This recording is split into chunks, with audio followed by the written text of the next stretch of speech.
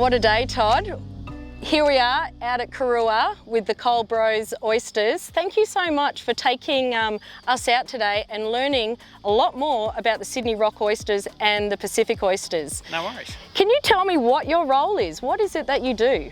I work for New South Wales Farmers. I'm the Hatchery Spat Support Officer, and I also have my own farm on the Macleay River.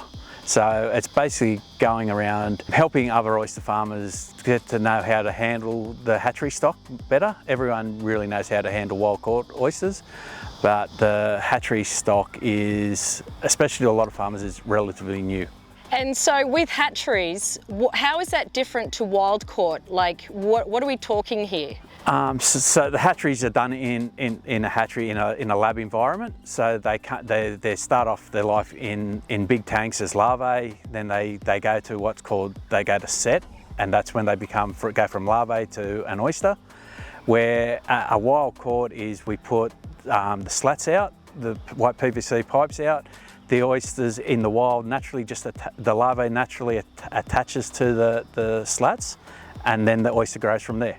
So that's what I was doing inside the shed there, was twisting it off. Twisting the oysters off. And that's a lot of work, isn't it? It is, and especially some of the larger farmers, they could be spending weeks and weeks at a time getting all their oysters off.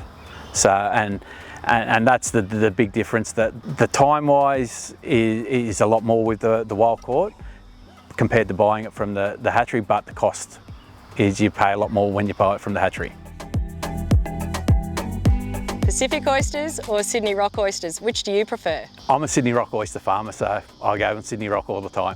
And what's the difference with their growing and the lifespan during their growing phases? So Sydney Rocks take longer, so they're anywhere from 2.5 years to 3.5 years. Wow. And the Pacific's around that 18 months. You get your turnover a lot quicker, but there's a lot more handling. You have to handle the Pacifics a lot more because of that growth rate. And when we're out on the boat, I can see, the amount of time, if you're going out more often, that is a lot of work for a farmer. Yeah, it definitely is a lot more work on the Pacifics, and they grow so quick, so you have to bring them in to thin them out and grade them a lot more. That is a lot of work. It is. That's the main difference, is there is a lot more work involved in a shorter amount of time. Or you sort of do the same amount of work, but instead of over 3 years, it's over 18 months. When it goes up through the grading machine and they start grading the sizes, then that's where there's a lot more work, putting them back into the baskets, taking them back out. Yeah, that's where you're doing it. It's just, as I said, it's the same amount of work, but just over that 18 months. So you're basically running with Pacifics and walking with Sydney Rocks. When you're grading the oysters, what is it that you're actually looking for? It's mainly getting the same size oysters together. Yes. So they grow better when they're with oysters that are the same size.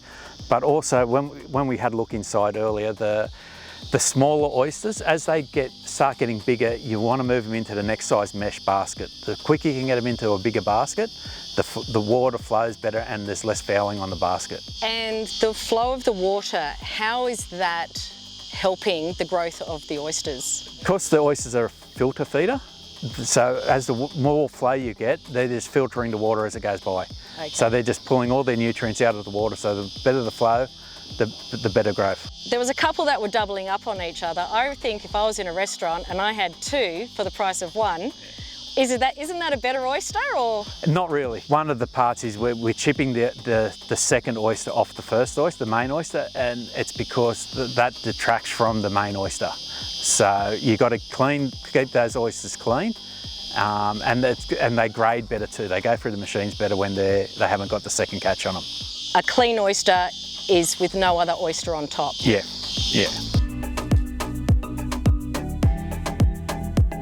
So I've done my homework, and I know there's diseases out there for oysters. The Sydney Rock oyster, the QX disease, can you explain that for us? The QX disease is in every estuary in southeast Queensland and New South Wales, or most estuaries I should say, but it's only active in a handful of estuaries. It seems to need another trigger, and the flooding looks like the flooding is one of the triggers. How does flooding affect your leases? Oysters don't like fresh water. Sydney Rocks are a lot more stronger and more adaptable to it, but there's the Pacifics, the pearl oysters. Pearl oysters you can lose nearly straight away. Yes. But Pacifics will last a bit, but not as long as a Sydney rock. And I guess over the last few years we've had a lot of rain, and you know, a lot of farmers would have been affected. Yeah, they have, and even like some farmers down south, it wasn't the actual water quality, but it was stuff washing in off the land, Right. which would wash through their leases and basically take all the lines out. Yep. And there was other estuaries where, because they are filter feeders and everything gets washed in, they're getting all the junk that gets washed in off the banks. Pollution. Yep. Yep. So it's really up to us to do our part in you know, cleaning up Australia and our waterways, and even further abroad from the waterways. We want the healthiest estuaries we can get. Yes. The healthier the estuaries, the better our oysters are going to be. And the most important question at the end of the day is what's better on the plate? The Sydney rock oyster or the Pacific? Sydney rock. Of course. No question. Sydney rock's always better.